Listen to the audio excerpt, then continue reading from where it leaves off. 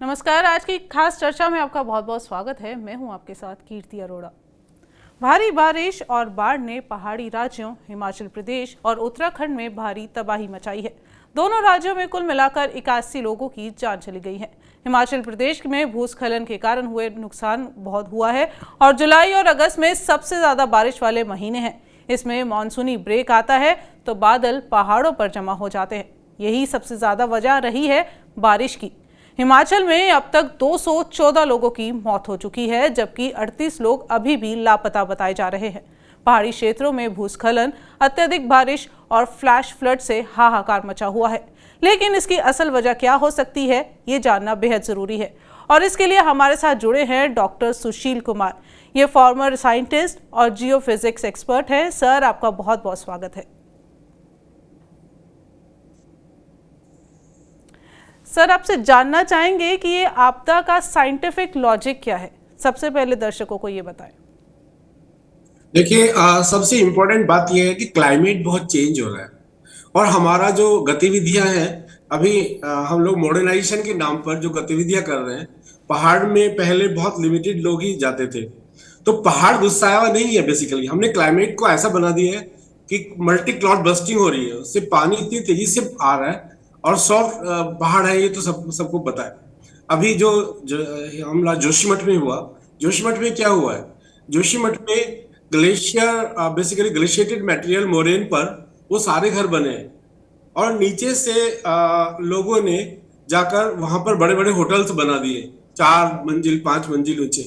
उससे क्या हो रहा है कि उन्होंने वो जोन सेस्मिक जोन 5 में आता है और उसमें वहां पर जो उन्होंने चेक प्रॉपर नहीं शायद किया कि वहां की सॉइल स्ट्रेंथ कैसी है, क्या इतना वेट वहां डाल सकते हैं। एक तो वो 30 डिग्री डिप पर है, यानी एक 30 डिग्री के डिप पर झुका हुआ है। 15 से 30 डिग्री वहां पर स्लोप है, तो उसमें हैवी आयरन ऊपर ले जाए और फिर वो एक वहां पर होटल तैयार करें, उसे खड़ा करें, तो उसमें क्या हो रहा है कि नीचे सस्टेन नहीं हो पा रहा है। मॉइस्चर जो है, उनके ड्रेनेज सिस्टम भी प्रॉपर नहीं है वहां पर। ड्रेनेज में क्या प्रॉब्लम हो रहा है कि जो होटल बने हैं, जो ग्राउंड में मूवमेंट है, तो उन्होंने बनाए तो है वहां पर, सीवरेज सीवरेज बनाया है, लेकिन वो सब ब्रेक है, सब ब्रेक्ड है और सारा जो मॉइस्चर है वो नीचे जा रहा है। उसकी वजह से पहाड़ भी नीचे की तरफ आ रहा है और उसी वजह से जो रोड वाइडनिंग का काम हो रहा है, ये बहुत अच्छा काम है। मैं ये नहीं कहूंगा कि रोड वाइडनिंग नहीं होना चाहिए, क्योंकि ऑल वेदर रोड बन रहे हैं। लेकिन प्रॉब्लम क्या हो रही है वहां पर कि प्रॉपर रिटेनिंग वॉल या प्रॉपर जितना हम लोग उसे अनस्टेबल कर रहे हैं, तो उसे स्टेबल भी करें साथ में उतना, वो प्रॉपर नहीं हो रहा है शायद। इसी वजह से मल्टी लैंडस्लाइड्स हो रहे हैं। अच्छा, मल्टी क्लाउड बस्टिंग का कारण तो क्लाइमेट चेंज है बहुत बड़ा, और ये भी है कि जो हमारा मॉडर्नाइजेशन हुआ है, जैसे टिहरी झील से बहुत ज्यादा प्रेसिपिटेशन होता है। पहले तो भागीरथी भिलंगना एक छोटे से कैचअप में बहती थी, लेकिन अभी वो किलोमीटर्स में वाइड प्रेसिपिटेशन ऊपर जाता है और वो सारा माउंटेन की वजह से ट्रैप होकर डेंस हो जाता है और मल्टी क्लाउड बस्टिंग के रूप में नीचे आता है। तो हमें क्या करना होगा, हमें क्या करना चाहिए? एक तो सबसे इंपॉर्टेंट बात है कि हमें अपना माउंटेन में जो ये अंधाधुंध घर बन रहे हैं, इन्हें स्टॉप करना होगा और वहां की जोन के अकॉर्डिंग, सेस्मिक जोन 5 में जो चीज आती है उसके कोड बने हुए। उत्तराखंड में भी गवर्नमेंट के पास में, डिजास्टर मैनेजमेंट के पास में पूरे कोडिंग है। वो कोडिंग लोगों तक प्रॉपर यदि फॉलो नहीं कर रहे हैं उसे, तो उसे फॉलो करना पड़ेगा, तभी वहां इतने 4 मंजिल 5 मंजिल घर वो होटल्स बना सकते हैं। एक तो हमें उन्हें स्टॉप करना होगा। एक जो पॉपुलेशन बहुत तेजी से ऊपर जा रही है, केदारनाथ बद्रीनाथ ऊपर जा रही है, तो उसे स्टॉप करना होगा। लिमिटेड लोग ही वहां पर ऊपर जाए और लोग जो वहां के लोकल लोग हैं, वहां की भौगोलिक परिस्थिति को वो समझते हैं, वहां की मॉर्फोलॉजी किस तरह की है, वहां किस तरह का चीज बनना चाहिए। उनके पुराने घर देखिए आप कितने स्ट्रांग बने हैं, तो उन्हें ही प्रमोट करना होगा। जो नीचे से लोग जाते हैं उन्हें ज्यादा आइडिया नहीं होता कि वहां पर किस तरह का जीवन होता है वैसे वास्तव में, तो किस तरह का जीवन होता है। तो हमें ये सब चीजों को ध्यान में रखना पड़ेगा। और जहां जहां भी कटिंग हो रही है लैंड की, रोड वाइडनिंग के नाम पर, तो हमें उसे प्रॉपर, आम आदमी को भी उसमें शामिल होना होगा और उसमें ध्यान देना होगा कि भाई हमें प्रॉपर उसे स्टेबल भी बनाना है जितना अनस्टेबल हम कर रहे हैं। अदरवाइज तो मानसून आते ही कोहेसिव स्ट्रेंथ जो है पहाड़ का, उससे वो फोर्स जो है वाटर की, मॉइस्चर की, वो बेसिकली लोड जो है वो कोहेसिव स्ट्रेंथ से एक्सीड कर जाएगा और मल्टी स्लाइड्स होंगे, सर, मल्टी ये जो लैंड आप स्लाइड। रोड बाइंडिंग की बात कर रहे हैं, ये जो पहाड़ कटिंग होती है, हाइड्रो पावर प्रोजेक्ट्स जो चल रहे हैं, तो इसके चक्कर में ये जो लैंडस्लाइड है ये ज़्यादा होना, और मानसून में क्यों ये लैंडस्लाइड की चीज़ें ज़्यादा बढ़ जाती है? सिर्फ विस्फोट होना या हाइड्रो पावर प्रोजेक्ट इसके रीज़न हो सकते हैं? नहीं, देखिए इसमें मैं एक बात कहूंगा कि यदि वो लोग ब्लास्टिंग यूज कर रहे हैं उसे टनल को बनाने में, तो खतरनाक है वो, क्योंकि वो जब ब्लास्टिंग होती है तो माउंटेन को वीक बनाती है, उसमें छोटे छोटे क्रैक्स आ जाते हैं। यदि ऐसा हो रहा है तो उसे स्टॉप करना चाहिए। लेकिन मैंने देखा है कि रोड वाइडनिंग जो कर रहे हैं वो गवर्नमेंट का बहुत अच्छा स्टेप है, कि वो लोग वहां पर उसे खुरसते हैं, खुरचना बोलते हैं उसे, डोजर से उसे खुरसते हैं, ना कि। सुशील जी से थोड़ा संपर्क कट गया है, लेकिन सुशील जी का कहना है कि जो आबादी है वहाँ पे, जो ग्लोबल वार्मिंग है, ये एक बहुत बड़ा रीज़न रहा है लैंडस्लाइड का या भारी आपदा का। आपको बता दें कि अभी ग्लेशियर झीलों का अध्ययन इसरो ने किया है, जिसमें बताया गया है कि 935 ग्लेशियर और झीलों के टूटने का खतरा बना हुआ है। उत्तराखंड जैसी त्रासदी की आशंका अब हिमाचल में भी है। सर, हमारे क्या कहेंगे आप? नहीं, ये वास्तव में बहुत इंपॉर्टेंट है जो केदारनाथ में हुआ था। ऐसा हमें आइडेंटिफाई करना होगा, जहां पर भी लग रहा है कि ये डेंजरस होती जा रही है, तो उसे पासेज बनाने होंगे, उस पर वॉच रखना होगा कंटिन्यूस, ये रियल टाइम में काम करना पड़ेगा। पारिया इंस्टीट्यूट इसमें बहुत काम कर रहा है, वहाँ के डायरेक्टर कलाचंद साई इसमें कई झीलों झीलों को जो डेंजरस है उन्हें आइडेंटिफाई कर वारिया इंस्टीट्यूट उसमें प्रोग्राम कर रहा है कि उसे रियल टाइम वार्निंग वार्निंग के लिए क्या कर सकते हैं। और सर, जैसे पहाड़ों को जो ऊपरी सिरे से काटा जा रहा है, उस पे पेड़ काटे जा रहे हैं, तो ग्लोबल वार्मिंग का एक सबसे बड़ा रीज़न ये भी माना जाता है कि पेड़ नहीं है उसमें, नेचर के साथ हम छेड़छाड़ कर रहे हैं, तो ये आपदाएं इसी वजह से। सबसे इंपॉर्टेंट यही है कि पेड़ हम लोग काट रहे हैं, और हम लोग जो बेसिकली अपना एटमॉस्फेयर है उसमें हम क्या बढ़ा रहे हैं। पहले एक घर में एक एसी होता था, अभी हर हर कमरे में एसी होता है। अभी व्हीकल में, घर में पहले एक आदमी के पास घर में एक गाड़ी होती थी, अब हर आदमी के पास इंडिविजुअल व्हीकल है, चार चार पांच पांच गाड़ी रखते हैं लोग, तो उससे क्या होता है, पॉल्यूशन। और पहाड़ में जैसे मल्टीफोल्ड लोग जा रहे हैं, तो वो एक ये भी कारण होता है कि वो वहां प्रदूषण फैलाते हैं, इतने व्हीकल एक साथ ऊपर जाते हैं, इवन तो घंटों खड़े रहते हैं, जाम लग जाता है, तो घंटों वो अपना पॉल्यूशन उसमें एटमॉस्फेयर में डालते रहते हैं, तो वो सब रोकना होगा हमें, बहुत इंपॉर्टेंट है ये। सर, तो इसको कैसे रोका जा सकता है? एक तरफ से ये टूरिज्म का हवाला दिया जाता है कि ऐसे पहाड़ों पर जब तक टूरिस्ट नहीं आएंगे तो हमारी इनकम नहीं होगी, प्रशासन इसीलिए इसको टूरिज्म को लेके बढ़ावा देता है, तो ऐसे में आबादी बढ़ना तो नॉर्मल है, तो इसको रोकने का क्या उपाय किया जा सकता है? प्रशासन क्या कर सकता है? प्रशासन क्या कर सकता है कि उसमें आइडेंटिफाई करे कि वहां कितना लोड ले सकते हैं, कितना लोड जा सकता है। गवर्नमेंट ने किया है पीछे, हमारी गवर्नमेंट ने, शायद हमारे उत्तराखंड की गवर्नमेंट ने किया है ये, कि वहां पर इतने लिमिटेड लोग जाएं, जब वो वापस आ जाएं तो दूसरा बैच जाए। ये बहुत इंपॉर्टेंट है, ये तो करना ही पड़ेगा। अदरवाइज तो बद्रीनाथ, केदारनाथ और दूसरे टेम्पल्स में लोग इस तरह से जाएंगे मल्टीफोर्स होकर, तो जाम बहुत लगते हैं, उससे पोल्यूशन, पूरा पहाड़ पोल्यूटेड हो जाता है। सर, जैसे ये क्लाइमेट चेंज होता है, बहुत सारे हैवी रेनफॉल्स होते हैं, क्लाउड ब्रस्ट होता है, तो उससे नदियों नालों का उफान एकदम से तेज़ी से आता है, और एक तेज़ बहाव का कारण क्या है? एकदम से इतना बहाव कि पूरे शहर को बहा ले जाए। नहीं, उसमें मैंने बताया कि जब माउंटेन्स में इस तरह का जैसे रोड वाइडनिंग हो रही है या दूसरे नए कंस्ट्रक्शंस हो रहे हैं, तो उसमें क्या होता है कि वो लोग जो मलबा डालते हैं तो वो गलत तरीके से पोर करते हैं रिवर में, तो वाटर इकट्ठा हो जाता है, वाटर इकट्ठा हो जाता है वहां पर। और उसमें क्या होता है कि फिर जब पानी पीछे बहुत लोड हो जाता है वाटर का, फिर वो उसे ब्लास्ट करके नीचे आता है, वो एक कारण बनता है, नाले फिल हो जाते हैं बिल्कुल उससे, पानी से फिर, और जो बीच में घर वर भी आते हैं वो भी सब ब्रेक होते हैं।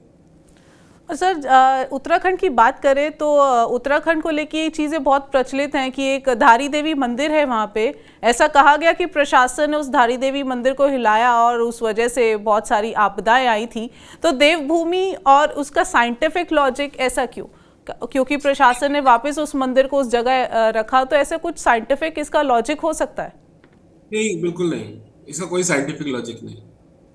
तो सर, ये तबाही जो भारी बारिश है, आपदाएं हैं, इसको अभी जो हम सुनने में आ रहा है कि हिमाचल प्रदेश में 10,000 करोड़ का नुकसान हुआ है, सीएम सुक्खू ने बोला है, तो उसको वापस से बहाल करने में बहुत लंबा समय लगेगा। तो आप बताएं कि सर अब फिर से कंस्ट्रक्शन शुरू होगा, फिर से चीज़ें उस पर विस्फोट होगा, तो ये आपदाओं को फिर से इन्विटेशन दे सकता है? हाँ, तो इसका हमें सबक लेना चाहिए और जो बेसिकली उसका कॉज फाइंड आउट करना चाहिए कि जो ये घटनाएं हुई हैं उन्हें रिपीट ना करें हम, फिर दोबारा से मल्टीफोल्ड बिल्डिंग्स और मल्टीफोल्ड हाउसेज और मल्टी हाउसेज वहां ना बनाएं।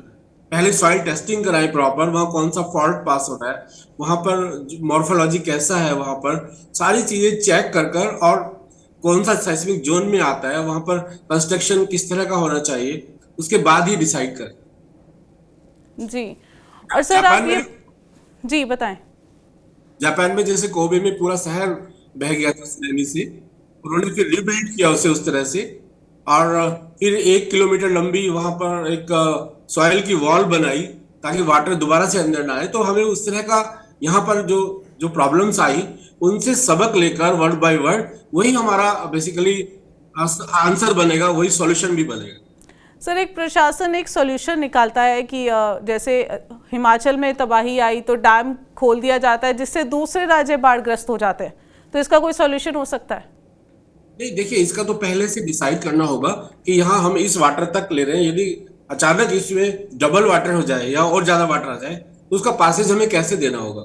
तो गवर्नमेंट को पहले से एसेस करना होगा, क्योंकि जैसे अभी पीछे ऋषिगंगा में हुआ था, तो ऋषिगंगा में क्या हुआ था, क्योंकि वो वहां के डैम जो बने हुए थे पुराने, वहां पर पूरी इंजीनियर जो डैम बनाते हैं पूरी स्टडी करते हैं वहां कितना वाटर आ सकता है। लेकिन अभी चूंकि क्लाइमेट चेंज हो रहा है, उन्होंने कभी सोचा भी नहीं होगा कि कोई इस तरह से माउंटेन स्लाइड कर कर उस डैम को भी तोड़ता हुआ नीचे जा सकता है। तो हमें रिविजिट करना होगा सारे प्लेसेस को, सारी चीजों को, और देखना होगा कि हमारा जो पुराना सिस्टम है उसमें अब नए सिनेरियो में हमें क्या चेंज करना सर जैसे हमने सुना है हिमाचल में 50 साल का रिकॉर्ड टूटा है, 50 साल में बहुत भारी बारिश हुई है और भारी जानमाल को नुकसान हुआ है। तो ऐसे में जो ये पहाड़, जो कमज़ोर पहाड़ होते हैं, ये टूटते रहते हैं और बारिशों में ये क्योंकि ज़्यादा तेज़ बारिश के कटाव से ये और ज़्यादा कटते हैं, ऐसा भी होता है? देखिए, सॉइल कवर जो पूरा माउंटेन है वो मैक्सिमम सॉइल कवर, तो उसमें क्या होता है कि वो सॉफ्ट रॉक होती है, तो उसमें माउंटेन ऐसा नहीं। अभी जो हमारा क्लाइमेट चेंज हो रहा है उसमें जो माउंटेन से जो क्लाउड फॉर्म हो रहे हैं और डेंस होकर मल्टी क्लाउड में होकर, पहले ऐसा पहाड़ में नहीं होता था एक्चुअली, इसलिए रिकॉर्ड टूट रहे हैं। पहले क्लाउड बस्टिंग जो जो क्लाउड बस्ट करता था, तो कहीं कभी सुनते थे किसी मंदिर में कहीं पहाड़ी हिल पर एक गांव बह गया और उसमें एक पहाड़ी पर क्लाउड बस्ट हो गया। पर अब क्या हो गया है कि हमारा जो हमने जो वाटर स्टोरेज बढ़ाया है अपना, हमें उसका भी ध्यान देना होगा कि वो भी हार्म कर सकता है। वो प्रेसिपिटेशन अनकंट्रोलेबल हो जाता है और वो क्लाउड इतनी डेंसिटी को, वाटर की डेंसिटी को सस्टेन नहीं कर पाते और वो फिर cloud burst, multi cloud bursting के रूप में नीचे आता है। तो हमें थोड़ा सा अपना अपना अपना ना अपना प्लांटेशन, अपना ट्रीज लगाना, ये सब बहुत बढ़ाना होगा, और हमें जो हमारे नए कंस्ट्रक्शन हो रहे हैं उन्हें लिमिटेड करना होगा और अप्रोप्रिएट करना होगा। जिस जो साइस्मिक जोन में जो जिस तरह का कंस्ट्रक्शन होना चाहिए वो डिफाइंड है ऑलरेडी। तो बीआईएस ने, सबने, ये ब्यूरो ऑफ इंडियन स्टैंडर्ड में सबने डिफाइन किया हुआ है कि माउंटेन में इस तरह का कंस्ट्रक्शन, हम इस तरह का मटेरियल यूज करेंगे, बहुत हैवी आयरन यूज नहीं कर सकते, नहीं तो वो यदि आप स्लोप पर रखेंगे तो स्लोप फिर माउंटेन भी उसे उसमें स्लाइडिंग का फैसिलिटी और हम इम्पोर कर रहे हैं, तो वो सब चीजों को ध्यान में रखना होगा। सर मैं आपसे जानना चाहूँगी, दर्शकों को ये बताएं क्लाउड ब्रस्टिंग का एग्जैक्ट लॉजिक क्या है, क्लाउड ब्रस्टिंग क्यों? क्या होता है कि पहले क्लाउड फॉर्म होते हैं, फिर नेचुरल तरीके से प्रेसिपिटेशन होता है, बारिश आती है, जैसे पहले होता था। अभी क्या हो गया है कि जैसे टिहरी झील का ले लो, अभी वो सेवरल किलोमीटर लंबी और सेवरल किलोमीटर चौड़ी हो गई, तो उसमें जो पानी ऊपर जाता है तो वो बेसिकली क्या हो गया, उसका प्रेसिपिटेशन मल्टीफोल्ड बढ़ गया। पहले एक था तो अभी मोर देन 1000 टाइम्स हो गया उसका। तो अभी जब क्लाउड फॉर्म्स होते हैं तो माउंटेन उन क्लाउड्स को सस्टेन कर लेते हैं, मतलब उसकी डेंसिटी बढ़ती जाती है माउंटेन्स के कारण, और वो एक साथ प्रेसिपिटेट हो जाता है, मतलब एक साथ जैसे वहां से एक साथ पानी नीचे आ जाता है। तो उसे क्लाउड मल्टी क्लाउड बस्टिंग कहते हैं। एक साथ फॉर्म हो जाते हैं और वो एक साथ डेंसिटी इंक्रीज होकर वो फिर सस्टेन नहीं कर पाती, उसकी जो वेट होती है, और वो सारा पानी नीचे आ जाता है। जी। सर अब ये भी मैं जानना चाहूँगी, जैसे बहुत जगह हमने ये भी सुना है कि बिजली गिरने से भी तबाही आती है, जल जाते हैं जंगल, पूरे के पूरे जल जाते हैं। इसके पीछे साइंटिफिक लॉजिक क्या है? एक्सपर्ट नहीं हूँ, लेकिन मैं ये बता दूं कि बेसिकली जो हमारा इलेक्ट्रॉन सिस्टम होता है, जो माउंटेन, जो ऊपर स्काई में जो भी सिनेरियो बनता है, तो ये तो बहुत पुराना सिस्टम है कि बिजली कड़कती है और कहीं गिरती है वो किसी इस पर।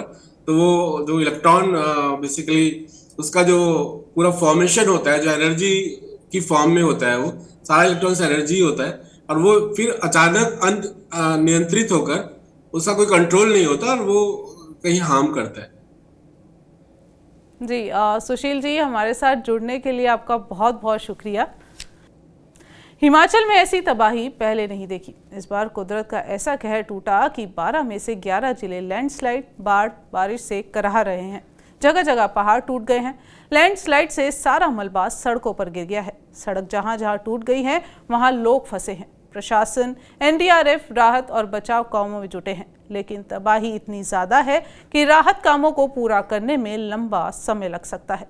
उम्मीद करते हैं ये तबाही और जान ना ले और देवभूमि फिर से हरी भरी हो और फिर से खुशहाली का वहाँ वास हो।